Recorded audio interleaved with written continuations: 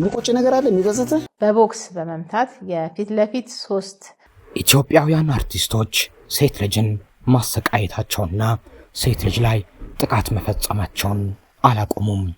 በፋና ላምሮት የ1 ሚሊዮን ብር አሸናፊው ድምፃዊ አህመድ ሁሴን ወይም ማንጁስ በሆቴል ውስጥ አንዲት ሴትን በመደብደብ ተከሶ ፍርድ ቤት ቀረበ። መማታቱንም አምኗል ይለናል የዛሬው መረጃችን። በተለይም አሁን የተደጋገመ ያለው የሴት ልጅ ጥቃትና የአርቲስቶች በዚህ ላይ መሳተፍ ወዴት እየሄደ ነው? በርካቶች ይህንን ጥያቄ አንስተዋል። ሴት ልጅን እንደፈለጉ መደብደብና ማሰቃየት የአብዛኞቹ አርቲስቶቻችን ባህሪ እየሆነ ከመጣ ውሎ አድሯል። አሁን የሚሰሙ ነገሮች እገሌ የሚባል አርቲስት ሚስቱን ደበደበ ሆኗል። እንደ ቀልድ የብዙዎች ቤት ቢፈተሽ ደግሞ ሴቶቹ የቻሉት ጉድ እንዲህ ተብሎ አይነገርም። በኢትዮጵያ አርቲስት ማለት ሁሉም ነገር የሚፈቀድለት ተደርጎ ይቆጠራል። ቤቱ ያስቀመጣት ሚስቱን እሱ እንደፈለገ ይዘውራታል። የፈለገበት አምሽቶ አድሮም ይመጣል። ከዚያ ግን ለምን ካለች ድብደባና ምት እንዲሁም ስድቡና እኔ እኮ ይህ ማለት ነኝ የሚል ጉራው በየቤቱ ብዙ ነው። አህመድ ሁሴን አንዲት ሴትን ስታር ሆቴል በተሰኘ በቂርቆስ ክፍለ ከተማ በሚገኝ ቦታ ላይ በቦክስ መቷት ጉዳት እንዳደረሰባት ክሱ ያስረዳል።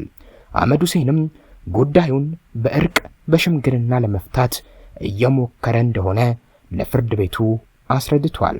ፍርድ ቤቱም በ5000 ብር ዋስ እንዲፈታ ፈቅዶለታል። ድምፃዊ አህመድ ሁሴን ወይም ማንጁስም ሴት ደብድቦ ነበር። ከልጅቷ ጋር ያለውን ግንኙነት እስካሁን ይሄ ነው ተብሎ አልታወቀም።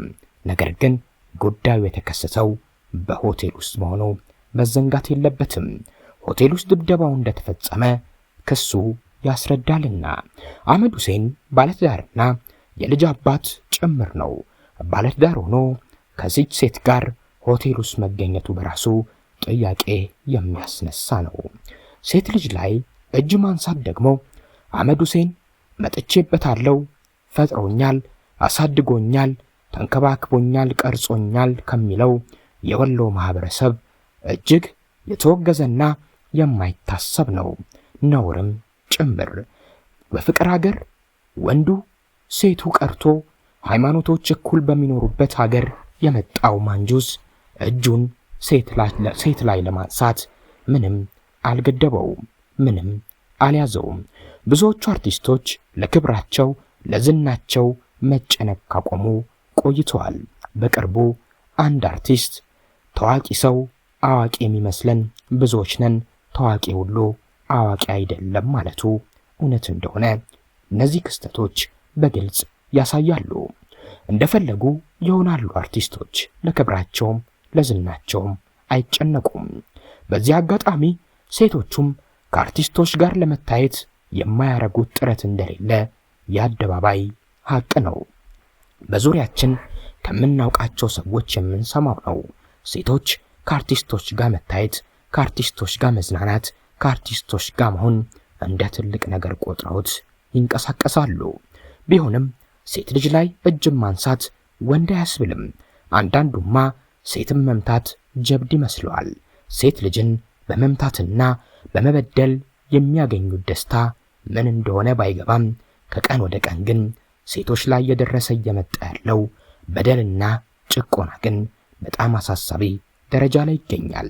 በተለይም አርቲስቶችም እንደዚህ አይነት ጉዳዮች ላይ የተሳተፉ በመሆናቸው በምን ታግለን እንደምናሸንፈው ባናውቅም ድምፃዊ አህመድ ሁሴን ማንጁስም በድብደባ ወንጀል ተከሶ ነው ፍርድ ቤት የቀረበው። በፋና ላምሮት የድምፃውያን ተሰጥኦ ውድድር አሸናፊ በመሆን 1 ሚሊዮን ብር የወሰደው ድምፃዊ አህመድ ሁሴን በቅጽል ስሙ ደግሞ ማንጁስ በአካላዊ ጥቃትና በድብደባ ወንጀል ተጠርጥሮ ነው በአዲስ አበባ ከተማ የመጀመሪያ ደረጃ ፍርድ ቤት ቂርቆስ ምድብ 2 የወንጀል ችሎት የቀረበው።